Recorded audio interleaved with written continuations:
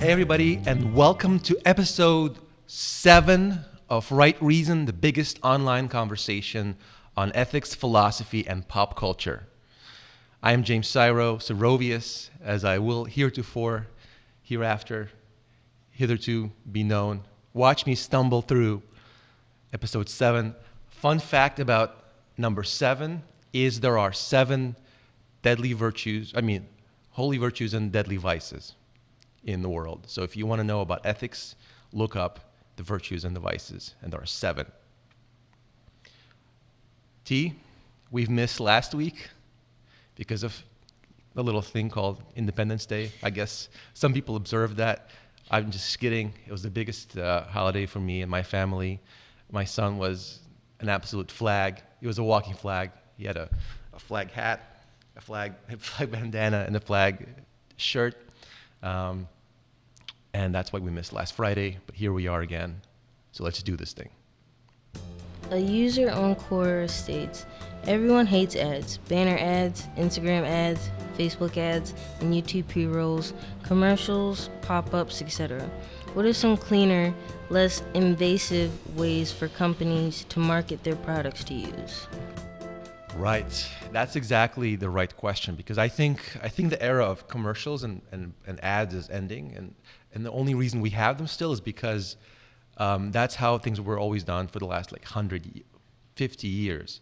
One of the best ways to move into the next era of marketing are things like the number one. I think the number one move is sponsored content. So, for example, if you're going to make an expensive piece of content, be it video or an article, why can't you go to a brand and have them sponsor it? And all they do is it will just say sponsored by Nike, right? Vice was actually very good at that before they kind of fell from grace. Vice, this major company that you'll see more on me about in the future. Shane Smith is a genius in marketing. So he had this thing in which he would have a show about traveling all over the world to the North Pole and Antarctica and the jungle. And he went to North Face, this major clothing company, and he asked them to sponsor that show. And the only thing they got from the show, it was just a regular show, but the only thing they got was at the end it would say produced by North Face for half a second. That's the whole thing they got. And by having millions of views on that show, he got them millions of exposures. But the audience never felt like they were being exploited. They were never barraged with commercials. So that's I think the number one move. In fact, he's been pushing that move a lot back when he was still a CEO of Vice. And I don't think anyone has caught on to that, and I don't think anyone's executing on that nearly as well after him. So that's an open space, a white space in the marketing landscape. Another move, which he didn't do, but it's a possibility, is endorsements, right? So in that travel show, instead of saying produced by North Face, he could have been wearing a North Face jacket and be like, hey, my jacket is really warm. I don't know what it is, but it's amazing. And then the camera would turn and would capture the logo just for a second. Same thing, right? So endorsements, product placements are also ways of getting your product out there without bothering the audience or making them uncomfortable. The audience understands you have to wear something, right? Like this mic right here, it's a Heil PR40. They didn't pay me for that, but they should. But that's what it would look like, right? Nobody is for the worse for me saying that. No one's time is wasted by we all knowing what the microphone is, but they get an exposure. That's, I think, the future, because if I take a second and I read a commercial about microphones and how great Heil PR40s are, they're amazing. The sound quality, the acoustics. No one's going to listen to that because that's not authentic. That's not what they're here to listen to. And the more we can shift away from that to sponsored content, endorsements, and other things off content promotions. I'd have a show about travel, 3 million views on YouTube or whatever, no endorsements in the show, no North Face jackets, no produced by North Face. But then we host a live event afterwards, and we bring some North Face people or something as sponsored by North Face. This event is, so there are many ways, but ads are on their way out. You're right. Another user on Quora asks, what are some things no one tells you about beginning a startup? There's so many things. No, but I had the answer right away. And the hardest thing is that it's lonely. I mean, there are many things you don't hear, right? But there are good things. But the good things, if you do it, you'll find out. So it's just par for the course. But there are bad things about it, which nobody that doesn't start a business really understand that much, because it's very, very lonely and there's no one to go to for help. Because there are so many nuances in a business that nobody understands, unless you have a partner in business or like a board of directors or something like that. Nobody understands all the nuances. So no one can really tell you, should you hire more people? Should you fire some people? God forbid. Should you like expand to a new market? Should you open a new office? Or even if it's a small office like ours, should you buy another table or save and like get more people around the existing tables? Should you save some money, or should you buy more to create an impression of abundance so people come in and feel more blah blah blah? Or how do you sell a product better? Are you doing it not as well as you should be? Like no one is sitting there as you're selling the product. No one is sitting there as a third person critiquing you. Oh, the next time, make sure you say this better. Don't say that. That was awkward. Don't say that in the future, please. Like no one is there for that. You just do your thing. You come out, you do your spiel, and then the client might say, "Nah, I think we're gonna go with somebody else," or they say, "We'd love to. Let's go for it." And you don't really know what worked, what didn't work.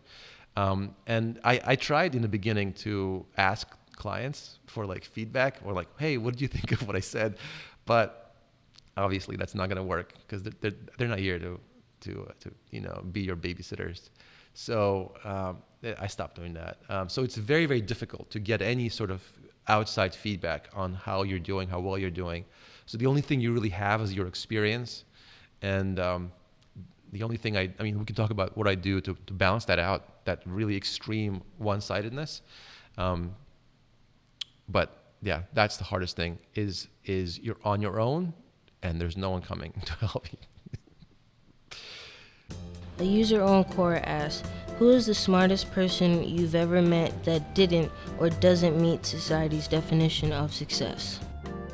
That's a great question. So somebody who is successful, right? T, is that the question? They are successful, but they don't meet society's definition of success? Yes.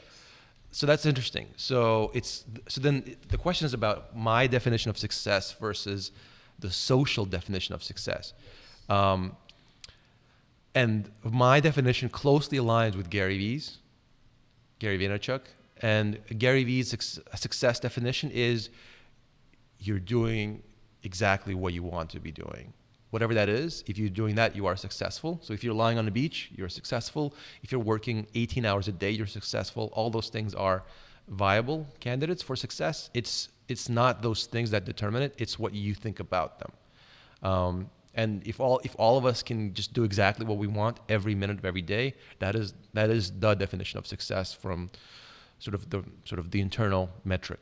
But that's not the social definition. Society is pretty much one-sided and one-dimensional on that. And I would say the social definition is about all the externals, right? Things you can parade on Instagram or in person or at parties or whatever. Things you can wear, things you can flash, and So there are many people that.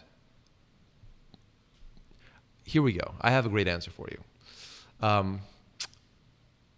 And I don't get political, but in the context of today's conversation on gender, right? There's one role of somebody that is very important and can be very successful, but doesn't get any credit, and that is a housewife. right? Think of the most boring, the most neglected, the most like maligned role is to raise 8 children and be like the greatest mom in history of all time, and raise human beings, right, the next generation by herself, and provide for their future, and education and clothing and inspiration and values. And that person never gets the credit. And I know some people that live that life, but let's just abstract from those people and just say that person that maybe you don't even know who that person is. The fact that you don't know even many of the names is exactly the point. She might be the most successful person, but we don't even know her name. And sort of society is not really interested in giving her the credit. That's not the politically correct success metric for what you have to do and have to have for you to get the credits from, the marquee brands and players. So me having had a little son already, it's the greatest joy of all time. I don't know what to tell you. Like, I've been missing out this whole time. All of you watching, all you in this room, like, you're gonna love it. It's just incredible. And I'm having, hopefully God willing, a daughter on the way as well. We're in week 29 now, and I can't wait to raise a little daughter. So just imagining 8 of those or 7, like in the olden days, right? All of our grandfathers and grandmothers had 7 children, 6, 8 children. Having like an entire little castle home full of pitter-patter of little feet, as I call it. It's the greatest thing ever, and yet it's the least acknowledged, the least respected thing to do. And I think that's a mistake. And I think children are the best, and people that raise children are maybe the greatest unsung heroes of our time. All right, I'm instructed to do an outro. Psst, psst, quick. Thank you for watching. This is now becoming a thing. Right reason. Hopefully our reason has been right. We should do that as a part of our thing. Hopefully our reason has been right, because that is the intent, right? The intent is to get behind sort of the flashy 2-second answers, and to think about things deeply a little bit more profoundly, have more time, have more of a canvas to expand on something, and lean into the idea of reason and rationality in today's hype culture of superficiality. Hopefully we're doing well. If you think we are, let us know. If you don't think we're doing well, let us know, because we'll keep at it, and hopefully you'll stick at it with us. See ya.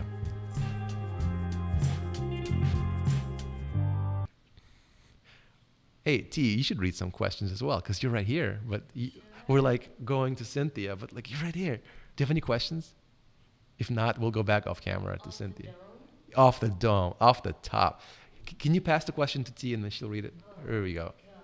Just read it. Read it. And then you. Person you've ever met that did or doesn't meet society's definition of success. Okay, I didn't hear that. What's the question again?